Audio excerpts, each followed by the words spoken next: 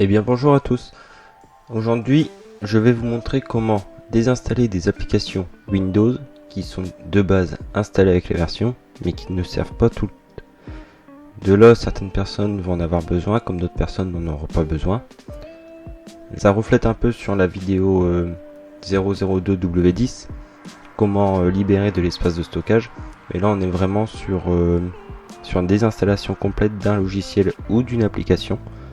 Alors oui, ça fait gagner de l'espace, mais ça sert à rien de garder une application qui ne sert pas et que ça prenne de la place sur le disque dur. Donc là, je vais vous montrer plus en détail le logiciel et comment désinstaller une application. Alors, sur la première vidéo, donc sur la 002W10, je vous ai déjà montré ce logiciel-là. Donc là, nous sommes sur Revo Installer. C'est le logiciel que je vous ai présenté lors de la vidéo 002W10, donc comment libérer de l'espace de stockage.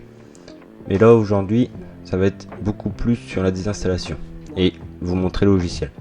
Alors quand vous l'avez téléchargé, donc je vous remettrai le lien en description, quand vous l'avez téléchargé, vous l'avez en anglais. Donc déjà, pour une base, pour le mettre en français, vous allez ici, là sur options, général il y est déjà, langue, et là vous choisissez français. De là, vous l'avez en français maintenant. Pour la suite, pour désinstaller les applications de Windows, nous allons aller dans Windows App. Donc de là, il va charger toutes les applications qu'il y a. Et là, on a toute la liste des applications que Windows installe dès que vous installez la version Windows 10 ou Windows 11. Parce que oui, là je suis actuellement sur Windows 10, mais ce tuto marche aussi sur Windows 11 et Windows 8.1. Ça peut servir à quelques personnes. Donc là en bas de l'écran on voit comme quoi il y a 42 applications. Donc sur les 42 applications, tout le monde ou personne, ou très peu de personnes du moins, utilisent les 42 applications. On va surtout garder celles qui nous correspondent le mieux. Du style calculatrice, caméra, contact, courrier ou calendrier pour les mails pour ceux qui utilisent cette application là, lecteur de vidéo, donc film et TV, Grove Music, c'est le lecteur de musique, la météo, enfin, vous avez compris le système. Moi, je sais que les applications Xbox, je m'en sers pas. Donc de là, nous allons sélectionner l'application et nous allons désinstaller. Donc désinstaller juste en haut de l'écran. Nous cliquons dessus. Donc il demande si on est vraiment sûr et créer un point de restauration système avant désinstallation. Ça, vous pouvez le laisser cocher.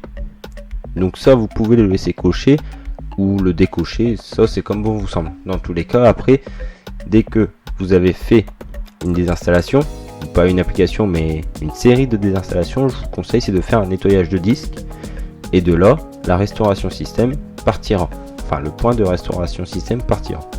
Donc une fois que vous arrivez dessus, vous cliquez sur continuer, il ouvre le PowerShell. Et en fait, il fait tout seul. Voilà, l'application elle est désinstallée. Nous cliquons sur Scan.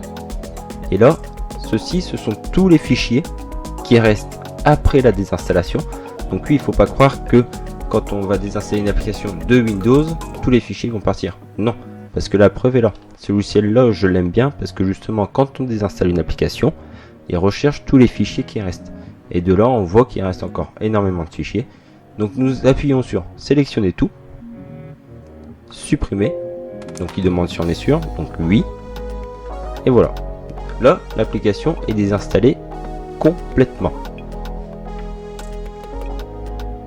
Pour enlever des applications du démarrage, donc ça c'est pas pour libérer de l'espace de disque mais pour que l'ordinateur démarre plus vite, nous allons aller dans outils et outils gestionnaire de démarrage. De là il cherche, voilà. Donc là, toutes les applications cochées, ce sont toutes les applications qui démarrent quand vous démarrez votre ordinateur. Donc moi, OneDrive, j'en ai pas utilité. Steam, j'en ai pas besoin non plus. Service Google, c'est pas la peine. HP Support, c'est pas la peine. Et après, tout le reste, je le laisse parce que c'est Intel, carte son aussi ou Microsoft.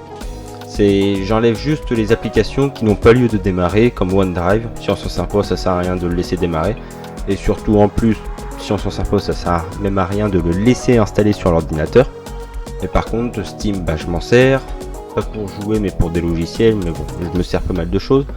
Service Google Update parce que j'ai Google Chrome, mais le service Google Update il sert comme il sert pas, parce que dans tous les cas on peut faire la mise à jour du Google Chrome via le navigateur, donc ça n'a pas du tout d'utilité. Et le HP Support Solution Framework Service, c'est pareil, c'est pour rechercher les mises à jour pilote et mises à jour logiciel de HP, mais s'il démarre pas, on peut rechercher les mises à jour en démarrant le logiciel. Donc moi c'est pareil, je ne vois pas l'utilité de pourquoi le démarrer en même temps qu'on démarre l'ordinateur. Donc voilà, c'était un petit tuto pour vous montrer comment se servir de ce logiciel là. N'hésitez pas à partager parce que la vidéo peut servir pour pas mal de personnes qui débutent dans l'informatique. N'hésitez pas à vous abonner aussi, ça permettra de me développer. Et puis n'hésitez pas à me contacter si vous avez d'autres questions. Mon adresse mail elle est en description, ou un petit commentaire sur la vidéo, vous pouvez aussi. Voilà, je vous souhaite une bonne fin de journée, à bientôt pour un nouveau tuto.